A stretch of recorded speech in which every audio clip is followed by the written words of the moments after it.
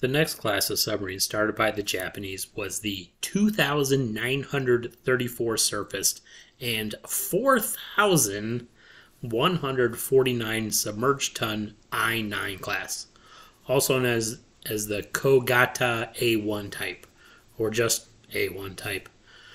Like the I-15 and 16 classes, they were derived from the I-7 class and could go very fast on the surface, though obviously even heavier.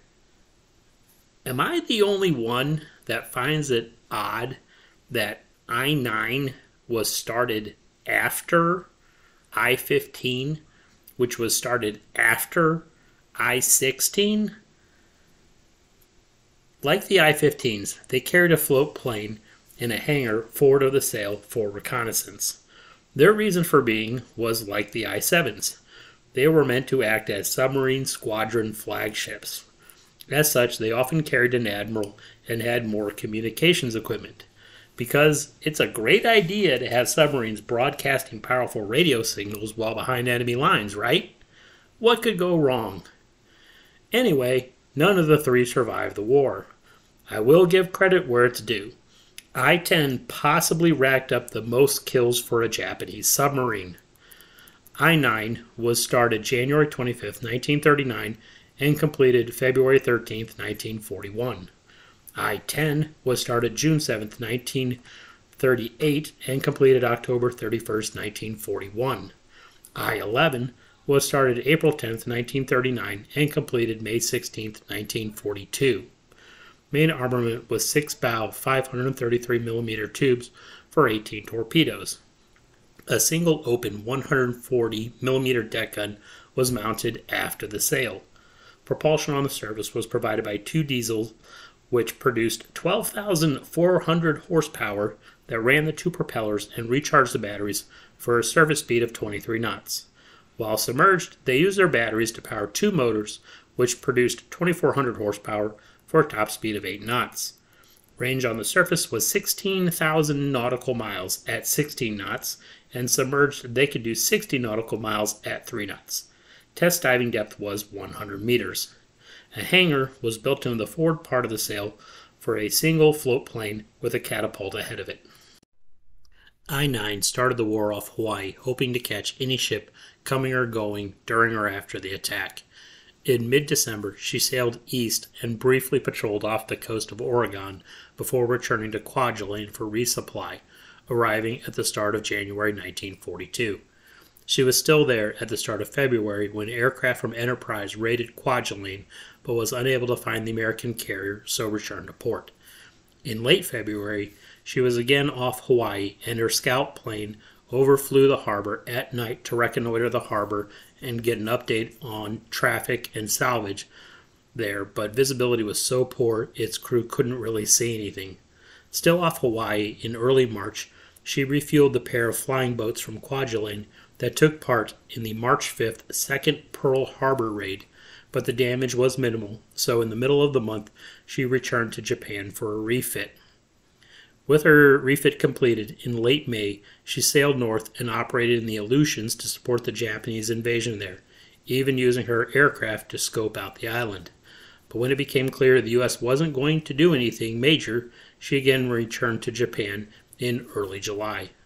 With her refit completed, and the focus clearly now southward, in mid-July she headed south and in the later part of the month patrolled the Solomons.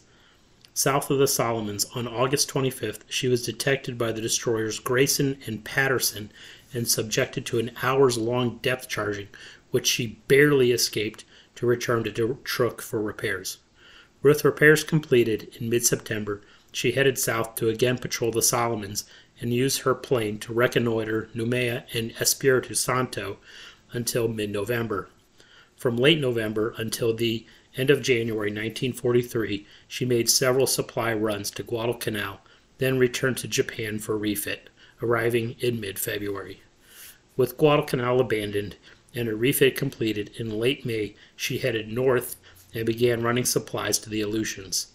East of Kiska, on the evening of June 13, 1943, she was detected and sunk by the destroyer Fraser. I-10 started the war patrolling south of Hawaii, but in the middle of the month was redirected east to patrol off San Diego. In mid-January 1942, she ended her patrol and worked her way back to Japan, arriving near the end of the month. Refitted in mid-April, she again left Japan and headed west, stopping at Singapore and Penang along the way, and then headed into the Indian Ocean, where she used her aircraft to reconnoiter Durban and Diego Suarez for the later midget sub-attacks.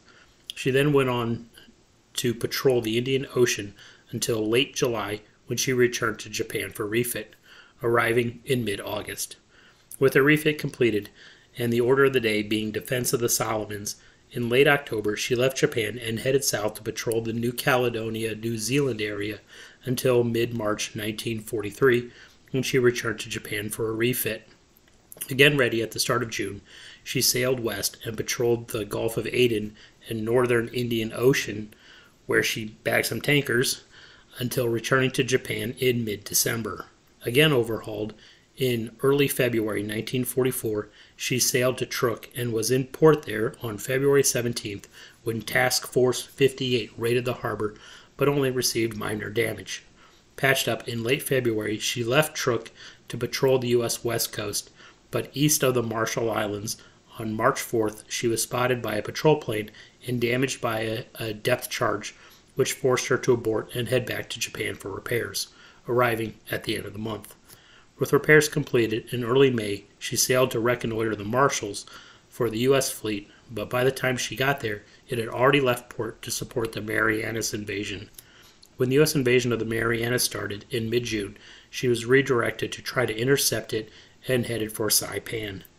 Northeast of Saipan, on the evening of July 4th, 1944, she was detected and sunk by the escort destroyer Riddle and the destroyer David W. Taylor.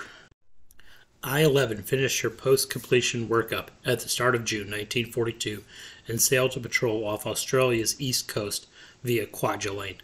Northwest of Espiritu Santo on September 6th, she stumbled across Task Force 17 with Hornet, North Carolina, 3 cruisers, and 6 destroyers and tried to attack.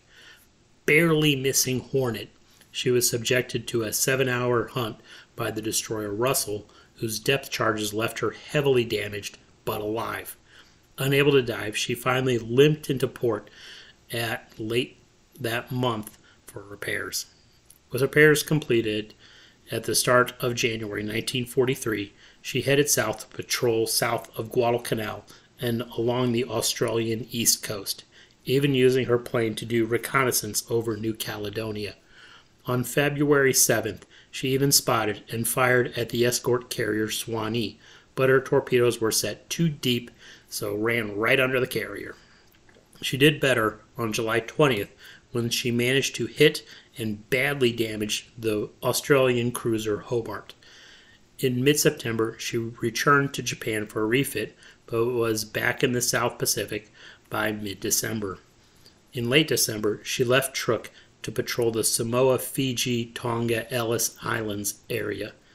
On July 11, 1944, she reported her recon of Funafuti in the Ellis Islands, and then she just disappeared.